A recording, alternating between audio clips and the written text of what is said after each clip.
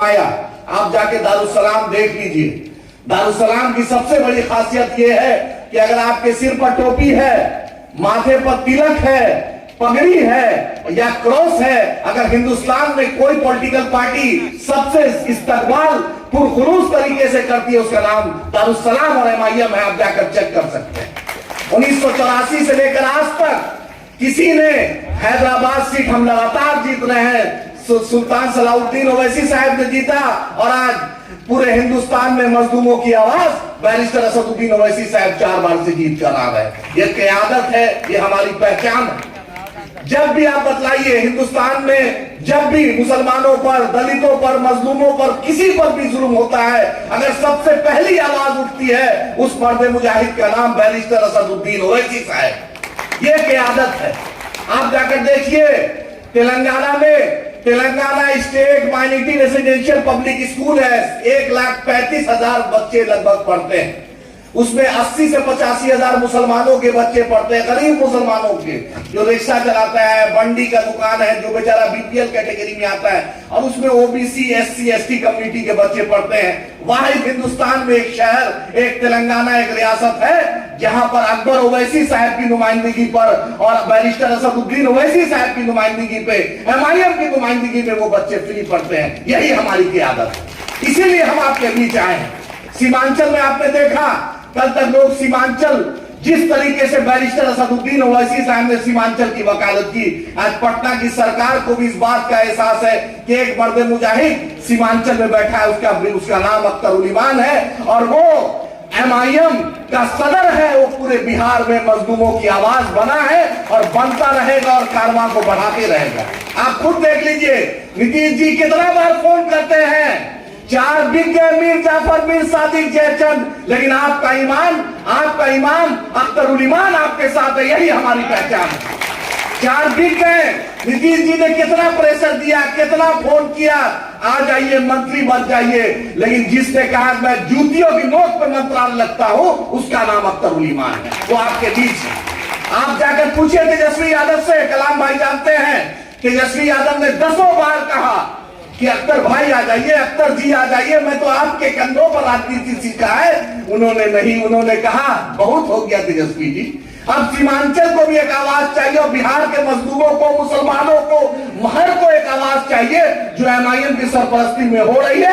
और आज आपके बीच अख्तर उल ईमान साहब। हम बड़ी राजनीति, हम आपके बीच इसलिए आए हैं, बड़े साफगोई से बोलते हैं। लोग बोलता है क्यों मुसलमानों की बात करते हैं, क्यों मुसलमानों की बात करते हैं? अरे उसके पीछे वजह है देश की आजादी में फजल हक खैराबादी से लेकर आप टीपू सुल्तान की कुर्बानी 1947 में, उससे पहले बहादुर शाह जफर के गौरव बेटे को गर्दन काट के अंग्रेजों ने लाकर दे दिया, लेकिन हमने हुकुल वक्ती चुना और हमने हिंदुस्तान जिंदाबाद के नारे दिए, हमने सारे जहां से अच्छा लिखा, हमने सरफरोशी की तमन्ना लिखा। और आज भाजपा बोलती है कि तुम यहां चले जाओ, वहां चले जाओ। हम इस देश के हैं, जिंदा भी इसी देश में हुए हैं और मरेंगे भी इसी मिट्टी में हुए मरेंगे, क्योंकि ये हमारी सरजमी है। हमारे बाप दादा को 1947 में बोला गया था, ऑप्शन था कि आप पाकिस्तान जाइए या हिंदुस्तान जाइए। हमने इस मिट्टी को चुमा, हमने इस मिट्टी को सजदा किया।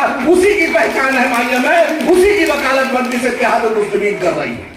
जब भी हिंदुस्तान को जरूरत पड़ा, हमने टैंक के नीचे अपने आप को रख दिया, लेकिन देश की सरहदों में जब भी जरूरत पड़ेगा, आखिरी नस्ल को बोल कर जाएंगे कि हिंदुस्तान के लिए तुम लड़ते रहना, ये तुम्हारा वतन है, ये हमारा वतन है, ये मिलकर इस वतन को कामयाब और बुलंदी पे ले जाना है, ये हमारा फर्ज है। इसीलिए मजलिस इत्तेहादुल मुस्लिमीन आपके बीच है।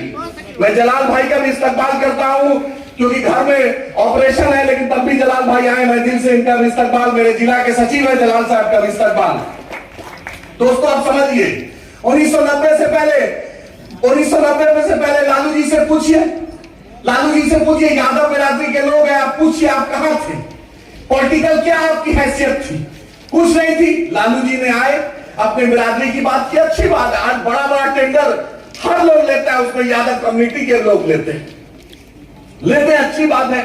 दलितों की बात काशीराम जी ने कहा, आज बहन मायावती जी 4 बार उत्तर प्रदेश की चीफ मिनिस्टर बनती है और दिखला देती है कि ये उस कम्युनिटी में एक बेबाक आवाज हो गया। आज उस कम्युनिटी का चाहे कुछ भी हो जाए, उनके लोग उनके साथ हैं। आप खुद बोलिए, जब बिहार में सन ऑफ मन्ना की जगह हो सकती है, सन ऑफ कुशवाहा की जगह हो सकती है, सन ऑफ मांझी की जगह हो सकती है, सन ऑफ पासवान की जगह हो सकती है, लेकिन हमें सन ऑफ सीमांचल की जगह नहीं दिखती है, हमें सन ऑफ मुसलमानों की जगह नहीं मिलती है, हमें हिस्सेदारी नहीं मिलती है। इसलिए हम अपनी लड़ाई लड़ने यहां पर आए, हम अपनी लड़ाई लड़ने आए हैं। झाजी यहाँ पे बैठे हैं, इसलिए झाजी आपको बता रहे हैं कि रंगनाथ मिश्रा कमीशन का रिपोर्ट उठाइए, कुल्लू कमीशन का रिपोर्ट उठाइए, डॉक्टर राजेंद्र सच्चर साहब का रिपोर्ट उठाइए, महमूदुर रहमान रिपोर्ट उठाइए। ये सब भारत सरकार की रिपोर्ट है और सब रिपोर्टों ने यही कहा कि आजादी में जिस तरह मुसलमानों की जो हैसियत थी, घटते घटते घटते आज दलित भाई से भी हम नीचे चले गए और हमारी कोई आवाज नहीं। कभी लालू जी अफ्तार पार्टी देते हैं, लालू जी से पूछना चाहते हैं सामाजिक न्याय का पाठशाला सिर्फ आप अपने सबके लिए आपने किया था, कलाम साहब पढ़ ले, आदिल साहब पढ़ ले, शदाब साहब पढ़ ले, लेकिन अपने बेटे को उस पाठशाला में आपने कभी नहीं भेजा। बिहार शरीफ में मदरसा अजीजिया जल गया, 4,500 से ऊपर किताबें जल गई, लेकिन वक्त के मुख्यमंत्री नीतीश जी को भी फुर्सत नहीं हुई और जो सामाजिक न्याय की योद्धा की बात लालू जी करते हैं, उनके बेटा को भी फुर्सत नहीं हुई कि जाकर मलहम लगाए। लेकिन कोई गया, उस शख्स का नाम अख्तर उल ईमान है, अख्तर उल ईमान है, अख्तर उल ईमान। आप जाकर देखिए सीमांचल में अलीगढ़ मुस्लिम यूनिवर्सिटी का कोई मुद्दा 10 साल हो गया, 1 रुपया ये भाजपा सरकार नहीं देती है और हम पर इल्जाम लगाते हैं नीतीश जी बी टीम, सी टीम, डी टीम। अरे 17 साल उस पालना में पले बड़े, दूध पिए, उसका नाम नीतीश कुमार है। पूरे बिहार में अगर आरएसएस और बीजेपी को लाया, उसका नाम एक ही नाम है, उसका नाम नीतीश कुमार। मैं तो राष्ट्रीय जनता दल के लोगों से बोलता हूं, जो शहाबुद्दीन साहब का नहीं हुआ ये राजद परिवार, ये लालू परिवार, वो आपका और हमका कैसे हो सकता है? जरा दिल पर हाथ रखिए। 1 साल होता है मरने में, शहाबुद्दीन साहब की बरसी बनती है, तेजस्वी यादव या राजद की तरफ से एक ट्वीट नहीं होता है। आप बताइए, नीतीश जी को उन्होंने कहा था परिस्थिति के मुख्यमंत्री, बताइए इस पर क्या बुराई है? कोई मां बहन की गाली है? परिस्थिति के मुख्यमंत्री, ये सच्चाई है। नीतीश जी स्टूल पर चढ़कर भाजपा के मुख्यमंत्री बनते हैं, नीतीश जी स्टूल पर चढ़कर राजद के सपोर्ट से मुख्यमंत्री बने, अभी भी 43 MLA है, स्टूल पर चढ़कर मुख्यमंत्री बने हैं। तो शहाबुद्दीन साहब ने परिस्थिति के मुख्यमंत्री कहा तो क्या गलत कहा था? बताइए, बदला उन्होंने कब का लिया? लेकिन ये राजद परिवार को एहसास नहीं था, ये लालू जी का परिवार, जब 2000 में सुंदर सिंह भंडारी गवर्नर साहब ने नीतीश जी को शपथ करवा दिया था, तो यही मरहूम शहाबुद्दीन साहब 17 इंडिपेंडेंट के साथ उस नीतीश सरकार को उन्होंने गिराया और राबड़ी जी को मुख्यमंत्री बनाया। उसका बदला नीतीश जी ने लिया कि सुप्रीम कोर्ट में गए और उस आदमी को जेल में मौत हो गई। यही है इसी परिवार की देन। हम बोलेंगे, हम क्यों नहीं बोलेंगे? 75 साल बोला गया, मत बोलो, मत बोलो, मत बोलो, अपनी बात कब बोलेंगे? बताइए, आपसे यही हम पूछने आए। आज केरला में देखिए, सबसे ज्यादा लिटरेसी, सबसे ज्यादा तालीम, सबसे ज्यादा शिक्षा आज केरला में। वहां इंडियन यूनियन मुस्लिम लीग की क्यादत खड़ी हुई, उस क्यादत ने लेफ्ट पार्टी के साथ भी सरकार बनाया और कांग्रेस के साथ भी सरकार बनाया। आज केरला के मुसलमानों को और वंचितों को आज खुले आसमान में जी रहे हैं और सबसे ज्यादा तालीम है, डेवलपमेंट है। हैदराबाद में एक एग्जाम्पल आपने देखा, आज वक्त का चीफ मिनिस्टर चाहे YSR हो, चाहे किरण कुमार रेड्डी हो, चाहे रोसैया हो, उसको इस बात को पूछना पड़ता है, चाहे केसीआर साहब हो कि वैसी साहब बताइए कि आप लोग का क्या? बिहार में माइनॉरिटी का बजट सिर्फ 600 करोड़, 630 करोड़ लगभग। बिहार में हमारी आबादी 2.25 करोड़ है, 2.25 करोड़। बजट कितना है? 650 करोड़ के अंदर। और आप बताइए, तेलंगाना में अकलियतों की आबादी 50 लाख के अंदर है, वहां पर अकबर ओवैसी साहब है, वहां पर बैरिस्टर असदुद्दीन ओवैसी साहब है, तो वहां पे बजट 2200 करोड़ है। यही के लिए हम क़यादत दे रहे हैं, आपके बीच आए। हम कभी नहीं बोलते हैं कि झाजी आपका इस्तकबाल नहीं है, सिंह साहब इस्तकबाल नहीं है। हम आपका, आप 4 कदम बढ़िएगा, हम 40 कदम बढ़ेंगे, हम आपके इस्तकबाल के लिए खड़े। लेकिन हम चाहते हैं कि मेरी भी आवाज बने। अगर सन ऑफ मल्लाह को इजाजत है, सन ऑफ पासवान को इजाजत है, सन ऑफ कुर्मी को इजाजत है, सन ऑफ कुशवाहा को इजाजत है, तो सन ऑफ सीमांचल को कब इजाजत होगी? सन ऑफ मुसलमान को कब होगी? आखिर हम कब पॉलिटिकल अपने आप को वजूद में लाए? हम कभी नहीं बोलते हम दूसरे लोग को। 18 टिकट हुई थी इस बार विधानसभा, हम 18 लड़े थे, 5 गैर मुस्लिम भाई को दिए थे, 5 गैर मुस्लिम भाई को हमने दिया था। राकेश यादव जी को, घोड़ेलाल यादव जी को, पूनम पासवान जी को, सुशीला देवी जी को और रानीगंज से एक मोहतरमा को हमने दिया था। हम कभी भेदभाव नहीं करते। आप चलिए दारुसलाम चलिए। मेरा पार्टी का हेडक्वार्टर किसी के खैरात और जकात पे नहीं, मेरा पार्टी का हेडक्वार्टर अपनी जमीन पर है, अपनी मिल्कियत है और हिंदुस्तान में उससे बड़ा कोई पॉलिटिकल पार्टी का ऑफिस नहीं। ये हमारी क़यादत है। आप देखिए अख्तर उल इमान साहब को, आपका माइनॉरिटी का कांग्रेस का जिला अध्यक्ष था, यहीं पर हत्या कर दी गई, लेकिन प्रदेश अध्यक्ष अखिलेश सिंह जी को, मदन मोहन झा साहब को, प्रेमचंद मिश्रा जी को फुर्सत नहीं हुई। अगर विधानसभा में कोई आवाज उठाता है उसका नाम अख्तर उल इमान साहब। क्या हम आवाज नहीं उठाए? क्या हम आवाज नहीं उठाए? बताइए। गोपालगंज में हुआ मॉब लिंचिंग का मामला, किसी भी अकलियतों को, दलितों के साथ नाइंसाफी हुई, अगर किसी ने बिहार में बेबाकी से आवाज उठाई उसका नाम अख्तर उल इमान साहब। इसलिए हमारे बीच है। मेरे वीआईपी के प्रदेश अध्यक्ष अल्पसंख्यक आए, आपका इस्तकबाल आप देखिए, आप उस पार्टी में रहिए।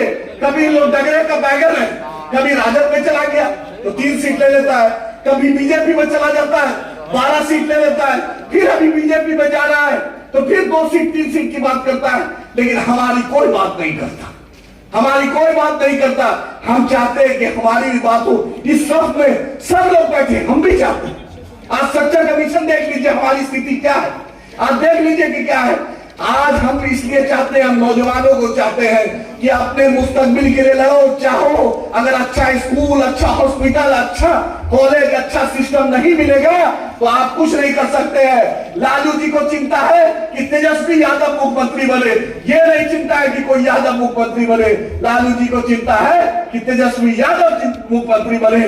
नीतीश जी को चिंता है कि नीतीश जी मुख्यमंत्री बने रहे। भाजपा को चिंता है कि कोई नफरत फैलाने वाला चीफ मिनिस्टर बने। हमें चिंता है कि कोई बेहतर सरकार बने। एमआईएम कभी मुख्यमंत्री और प्रधानमंत्री की बात नहीं करती है, एमआईएम इंसाफ की बात करती है। इसीलिए हम आपके बीच आए। कब तक हम चुप रहेंगे? क्यों नहीं हम बोलेंगे? जब बाबा साहब अम्बेडकर का संविधान हमें इजाजत देता है, हमने बाबा साहब अम्बेडकर को हमने जिताया। जब कांग्रेस पार्टी उनके खिलाफ थी, कैंडिडेट दिया था, तो आज अगर किसी ने जिता के भेजा तो हमने भेजा। आप आज देखते हैं राष्ट्रीय जनता दल अंबेडकर चर्चा करती है, जदयू के लोग भी उसमें जाते हैं। इनका राज मैं बता दूं आपको, जब से जनता दल यू बना है, जब से राजद बना, आज तक किसी दलित भाई को राज्यसभा नहीं भेजा है। जाकर क्रॉस चेक कर लीजिए, इनकी पहचान, इनकी असलियत यही है। आज तक किसी दलित को इन्होंने राज्यसभा न जदयू ने भेजा है न राजद ने भेजा है।